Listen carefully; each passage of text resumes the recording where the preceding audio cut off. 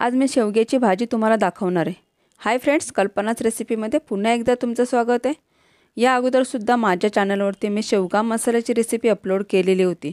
ती खूप जणांना आवडली आणि त्याच्या कमेंट पण खूप मला छान आलेल्या आहेत। यासाठी मी परत एकदा तुम्हाला शेवग्याची भाजी जर थोड्याशा वेगळ्या पद्धतीने दाखवणार आहे। शेवगा हा प्रत्येकाने खाल्ला पाहिजे, कारण शेवग्यामध्ये भरपूर प्रमाणात कॅल्शियम असतं। आज जो आपण शेवगा मसाला बनवणार आहोत ते तर तुम्ही चपातीबरोबर खाल्ली तरी खूप छान लागेल, भाताबरोबर खाल्ली तरी खूप छान लागेल, पण हा शेवगा मसाला तुम्ही नुसता खाल्ला तर तुम्हाला खूपच आवडेल। तर ही रेसिपी तुम्ही नक्की ट्राय करा आणि रेसिपी जर तुम्हाला आवडली तर रेसिपीला लाईक आणि चॅनलला सबस्क्राइब करायला विसरू नका। चला तर मग शेवगा मसाल्यासाठी लागणारं साहित्य पाहूया। शेवगा मसाल्यासाठी इथे अर्धा किलो शेंगा मी घेतलेल्या आहेत आणि त्या या पद्धतीची साल काढून घेतलेली आहे। थोडीशी साल काढलेली, जास्त प्रमाणात साल काढलेली नाही आहे। आणि ह्या शेंगा आपल्याला वाफवून घ्यायच्यात आणि ते पण थोडंसं मीठ टाकून। तर एका साईडला आपण पाणी गरम करायला ठेवणार आहोत। शेवग्याच्या शेंगा वाफवून घेतले तर भाजी पटकन होते, त्यासाठी आपल्याला वाफवून घ्यायच्या शेंगा। इथे 2 कापलेले बारीक कांदे घेतलेले आहेत, पाव चमचा हळद, 1 चमचा अद्रक लसूणची पेस्ट, 1 चमचा इथे धना पावडर घेतलेली आहे, पाव चमचा हिंगाने खूप छान टेस्ट येते। तिखट तुमच्या आवडीनुसार घ्यायचं आहे। इथे मी लाल तिखट घेतलेले आहे, ते पाव चमचा घेतलेले आहे आणि मालवणी मसाला घेतलेला आहे, तो अर्धा चमच्यापेक्षा थोडंसं कमी घेतलेलं आहे। तिखट तुमच्या आवडीनुसार तुम्ही कमी जास्त करू शकता।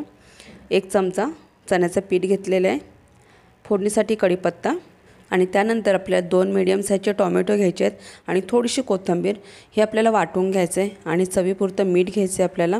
त्यानंतर 3 चमचे तेल घ्यायचं आहे। शेवग्याच्या शेंगा आपल्याला वाफवून घ्यायचे, तर त्यासाठी मी गॅसवरती पॅन ठेवलेला आहे आणि पॅनमध्ये आपल्याला 2 ग्लास पाणी घ्यायचं आहे। जास्त पाणी घ्यायचं नाही आहे आणि थोडंसं पाव चमचा मीठ टाकायचं आहे। दुसऱ्या साईडला मी टोमॅटो आणि कोथिंबीर वाटून घेतलेली आहे। पाण्याला उकळी आलेली आहे पॅनमध्ये। तर आता शेंगा टाकूया आणि शेंगा आपल्याला 3 ते 4 मिनटं चांगल्या फक्त वाफवून घ्यायच्यात। तर इथे मी झाकण ठेवते, म्हणजे पटकन उकळी येईल आणि शेंगा पटकन शिजल्या जातील। तर 3 ते 4 मिनिट झालेले आहे। तर गॅस मी मीडियमच ठेवलेला होता आणि मीडियम गॅसवरती आपल्या शेंगा थोड्याशा शिजलेल्या आहेत। जास्त शिजवायचं नाही आहे, 80 ते 85% आपल्याला शेंगा शिजवायच्या आहेत, कारण जेव्हा आपण मसाला फ्राय करू त्या टायमाला सुद्धा आपल्याला शेंगांमध्ये मसाला मुरला पाहिजे। त्यासाठी परत 5 ते 6 मिनटं आपल्याला शेंगा मसाल्यामध्ये शिजून द्यायच्यात। तर पूर्ण असे जास्त शेंगा शिजून द्यायचे नाही आहेत। तर आता इथं फक्त थोडंसं पाणी जे आहे ते मी फक्त आटून देणार आहे। तर त्यासाठी 1 ते 2 मिनटं मी परत गॅस चालू ठेवणार आहे। तर एकूण मी 5 मिनटं फक्त गॅस शेंगा उकडण्यासाठी चालू ठेवला होता आणि यामध्ये थोडीशी हळद टाकलेली आहे आणि हळद टाकून मिक्स करून घेतलेले आहे, म्हणजे शेंगांना छानपैकी कलर येईल। तर आता 2 मिनटं झालेले आहेत, तर शेंगा मी काढून घेते, कारण हे पाणी मी टाकून देणार नाही आहे, भाजीमध्येच वापरणार आहे। भाजी ही मसालेदार आपल्याला करायची आहे, जास्त पातळ करायची नाही आहे, म्हणून उकडताना शेंगांमध्ये जेवढं पाणी आहे तेवढंच शेंगांच्या भाजीला मी पाणी वापरणार आहे। सेम पॅनमध्ये मी 2 चमचे तेल टाकलेलं आहे आणि त्यामध्ये अर्धा चमचा जिरं, कढीपत्ता आणि हिंग, ही आपली फोडणी चांगली पहिली फ्राय करून घ्यायची आहे। आणि त्यानंतर जो कापलेला कांदा होता तो पण चांगला लालसर करून घ्यायचा आहे। आणि जे चण्याचं पीठ घेतलं होतं त्याने खूपच छान चव येते शेवग्याच्या भाजीला। तर कांदा पहिल्यांदा लाल करून घ्यायचा आणि त्यानंतरच आपल्याला जे चण्याचं पीठ घेतलं होतं ते चांगलं फ्राय करून घ्यायचं आहे। अद्रक लसूणची पेस्ट टाकायच्या अगोदरच आपल्याला चण्याचं पीठ चांगलं फ्राय करून घ्यायचं आहे, कारण याचा जो कच्चापण आहे तो पूर्णपणे गेला पाहिजे। आणि हे चण्याचं पीठ भाजायला जास्त वेळ लागत नाही, अर्धा मिनटं फक्त तेलामध्ये फ्राय करून घेतलं तरी खूप छान फ्राय होतं हे। तर बघू शकता लालसर कलरचं झालेलं आहे चण्याचं पीठ पण। यामध्ये आता हळद टाकूया, त्यानंतर आपल्याला अद्रक लसूणची पेस्ट टाकायची आहे। हळद आणि अद्रक लसूण छानपैकी फ्राय करून घ्यायचं आहे, म्हणजे अद्रक लसूणचा जो कच्चापण आहे तो पण निघून जाईल आणि हळदीचा पण छान कलर येईल। आणि त्यानंतर आपण जो टोमॅटो आणि कोथिंबीर वाटून घेतलेली आहे ती आता त्या तेलामध्ये फ्राय करून घ्यायची आहे। आणि जे हे पातळ झालेलं आहे तर ते आपल्याला पूर्ण सुक्क होईपर्यंत फ्राय करायचं आहे। यामध्ये आपण पाणी टाकून वाटलेलं नाही आहे टोमॅटो आणि कोथिंबीर, तरी टोमॅटोचं पाणी सुटतं। तर हे पाणी पूर्ण आपल्याला सुकवायचं आहे, म्हणजे ह्या मसाल्याला पूर्णपणे आपल्याला तेल सुटलं पाहिजे। त्यानंतरच आपल्याला शेवगा जो शिजवून घेतला होता तो टाकायचा आहे। तर बघू शकता इथे शेवग्याचा जो मसाला आपण तयार केला होता त्याला छानपैकी तेल सुटलेलं आहे।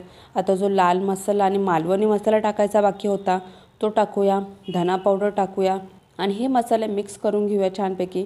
आणि त्यानंतर आपल्याला हा मसाला करपू नये म्हणून जे शेवगा शिजवला होता त्यातलंच थोडंसं पाणी मी टाकलं आणि मसाल्यामध्ये मिक्स करून घेतलेलं आहे। तर बघू शकता मसाला थोडासा फुललेला आहे। तुम्ही जर कोणते पण सुके मसाले टाकले असेल त्यानंतर थोडंसं पाणी टाकून जर फ्राय केलं तर जो मसाला तुम्ही तयार करताय तो छानपैकी फुलतो आणि छानपैकी ग्रेव्ही तयार होते। तर ही भाजी झटपट होते, वेळ लागत नाही आहे। तुम्ही जर माझी पहिल्यांदा रेसिपी पाहत असाल तर चॅनलला सबस्क्राईब आणि बेल आयकॉनला क्लिक करायला विसरू नका, म्हणजे येणाऱ्या ज्या माझ्या रेसिपी त्या तुम्हाला पाहता येईल। आता ही ग्रेव्ही तयार झालेली आहे, तर यामध्ये आपल्याला शेवग्याच्या शेंगा टाकायच्यात आणि त्या मिक्स करून घ्यायच्या चांगलं। ज्या मसाला जो आपण बनवला होता त्या मसाल्यामध्ये आणि परत आपल्याला इथे चवीपुरतं मीठ टाकायचं आहे, कारण शेवगा शिजवताना मी थोडंसं मीठ वापरलेलं आहे आणि मीठ टाकून आपल्याला मिक्स करून घ्यायचं आहे। मिक्स करून झालेलं आहे, मसाला चांगला कोट झालेला आहे शेवग्याच्या शेंगांना। तर इथे परत झाकण लावून मी 3 ते 4 मिनिटं शेवग्याच्या शेंगा शिजून देणार आहे। शेवग्याच्या शेंगा थोड्याशा कच्च्या ठेवल्या होत्या त्या पण शिजतील आणि शेवग्याच्या मसाल्यामध्ये छानपैकी मसाला पण मुरेल। तर 3 ते 4 मिनिट झालेले, एकदा मी परत मिक्स करून घेते। तर यातलं थोडंसं पाणी आटलेलं आहे आणि गॅस मी मीडियमच ठेवला होता। तर मसाला बरोबर आपला तयार झालेला आहे। हा शेवगा मसाला आणखीन टेस्टी करण्यासाठी इथे 1 चमचा मी बटर वापरलेले आहे, याबदली तुम्ही 1 चमचा तूप वापरलं तरी चालेल। यापैकी तुम्हाला जर काही वापरायचं नसेल, स्किप केलं तूप किंवा बटर तरी चालेल, पण नक्की एकदा तुम्ही वापरून बघा। आणि छानपैकी आपला बटर आणि कोथिंबीर मिक्स झालेलं आहे। शेवगा मसाला तर तयार झालेला आहे। ही तुम्ही नुसती खा किंवा चपातीबरोबर खा, नुसत्या राईसबरोबर खा किंवा डाळ भाताबरोबर खा, तरी खूप छान सुंदर चव येणार याची। तर नक्की एकदा ट्राय करा, कशी झाली मला कमेंट्सने नक्की सांगा। रेसिपी जर तुम्हाला आवडली तर रेसिपीला लाईक, चॅनलला सबस्क्राईब करायला विसरू नका।